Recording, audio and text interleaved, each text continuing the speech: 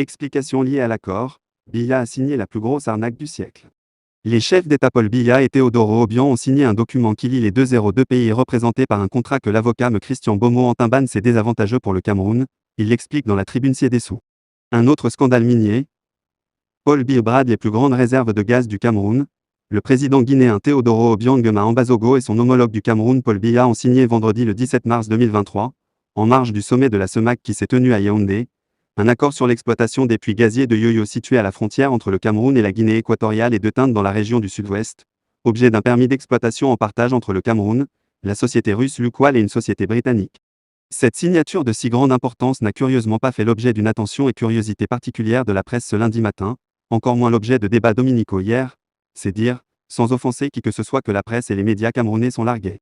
Or ce sont les plus grandes réserves de gaz fossile du Cameroun découvertes et certifiées à ce jour qui viennent de faire l'objet d'une gestion historique des plus calamiteuses. Concrètement, avec cette convention, le Cameroun a décidé d'acheminer et de traiter sa plus grande réserve de gaz brut dans un hub gazier situé dans les eaux guinéennes, dénommé Ponta Europa, appartenant aux Américains de Chevron et à la Guinée équatoriale. Bref, avec cette convention, Paul Biya a choisi au détriment de son pays que c'est la Guinée équatoriale et les Américains de Chevron qui devront profiter et tirer les plus grands bénéfices du gaz camerounais, mais surtout les Américains, actionnaires largement majoritaires du gazier Ponta Europa aux côtés de la Guinée équatoriale. La société civile des réconciliateurs qui suit depuis des mois l'évolution de cette scabreuse opération dont elle a dénoncé l'idée lors des négociations, comme elle l'a fait avec toutes celles relatives aux exploitations de nos ressources naturelles en cours, peut vous confirmer que cette convention est un énorme scandale comme celui du fer de la Lobe-Kribi. Paul Biya vient une fois de plus de compromettre sérieusement, et de fausser l'industrialisation du Cameroun et notre développement, en empêchant la création de méga-unités industrielles de liquéfaction de notre gaz au Cameroun, sa transformation en produits dérivés tels que le méthanol, l'hydrogène, l'ammoniac qui aurait pu être vendu très cher sur le marché mondial, extrêmement demandeur. Tenez par exemple, 0,1 million de tonnes d'ammoniac produits par an, c'est 0,1 million de dollars russes, de recettes par jour, soit 600 millions de francs CFA par jour. Étant entendu que c'est environ 0,6 réserves de gaz fossile qui sont concernées et qu'une réserve de gaz fossile, de 1 TCF trioclobique fait l'équivalent d'environ 2,787 0,00000 métriques de gaz.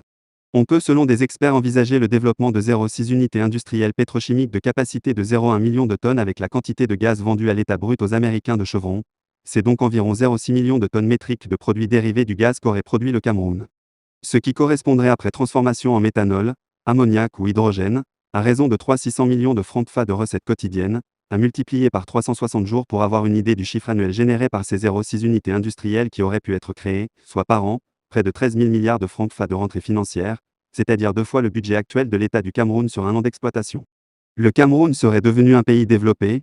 À la fin de l'exploitation de ces champs gaziers, des dizaines de milliers d'emplois seraient créés au Cameroun.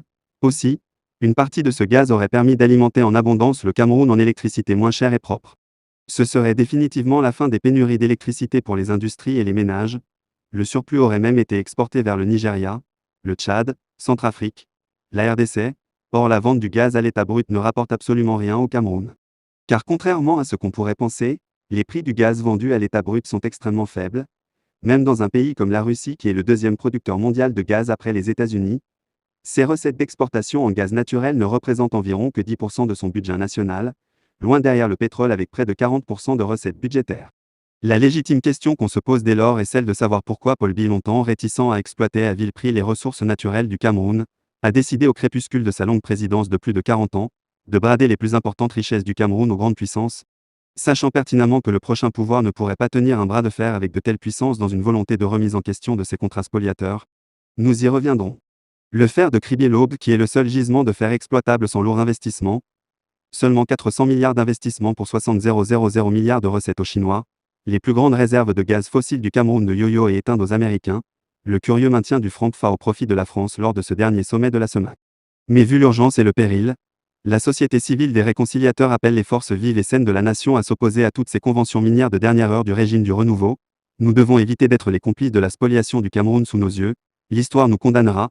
Ce qui se passe ces derniers temps est extrêmement grave. Les explications de me Christian Beaumont Antimban sont très claires et ouvrent les yeux.